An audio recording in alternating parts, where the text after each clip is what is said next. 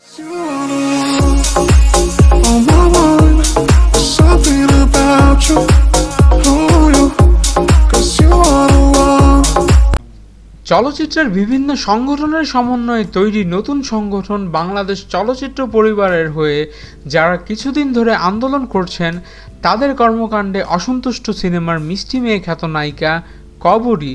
শুধু তাই নয়, ওদের কাজকর্মে তিনি নাকি খুবই বিরক্ত।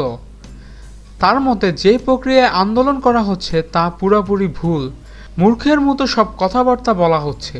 চলচ্চিত্রের সাম্প্রতিক অবস্থা সম্পর্কে মূল্যায়ন করতে গিয়ে গত বৃহস্পতিবার তিনি আমাদেরকে বলেন, বেশ কিছুদিন ধরেই বাংলাদেশের চলচ্চিত্রের শিল্পী, পরিচালক, প্রযোজক ও কলাকুশলীদের একাংশ বলে আসছে, যৌথ প্রযোজনার যেসব সিনেমা এখন নির্মিত হচ্ছে তাতে সঠিকভাবে নিয়ম মানা হচ্ছে না।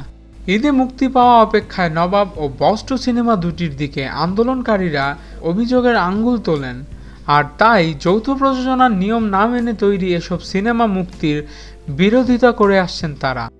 আন্দোলনকারীদের সম্পর্কে কবরী বলেন, ওরা ওদের মন মর্জি মতো আমাকে ডাকে।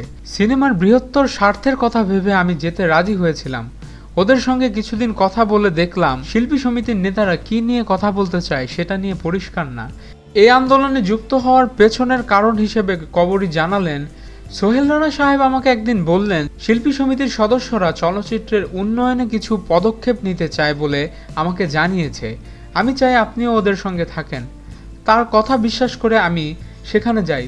একটা পর্যায়ে দেখলাম ওদের কোনো কিছুই আমার কাছে পরিষ্কার না, কি করতে চায় তা সম্পর্কে কিছু বলতে পারে না। তাছাড়া কিছু নোংরা রাজনীতিও ওখানে হচ্ছে বলে আমি পরিষ্কার দেখতে পাচ্ছি। নওশাদ সাহেব লাঞ্ছিত হওয়ার পর মিশা ও জায়েদ আমাকে ফোন করে আমি ওদের সরাসরি জানিয়ে দিয়েছি, তোমাদের এমন কার্যক্রমের সঙ্গে আমি আর নেই। তোমাদের যা মন চায় করো, কিন্তু আমাকে আর ফোন করবা না। আমরা মনে করছি কবরী ম্যাডাম যেটা করেছেন আসলেই সেটা ভালো করেছেন। আপনাদের কি মতামত? এখনই কমেন্টস করে জানান, এবং আমাদের ভিডিও ভালো লেগে থাকলে অবশ্যই চ্যানেল সাবস্ক্রাইব করতে ভুলবেন না। ধন্যবাদ।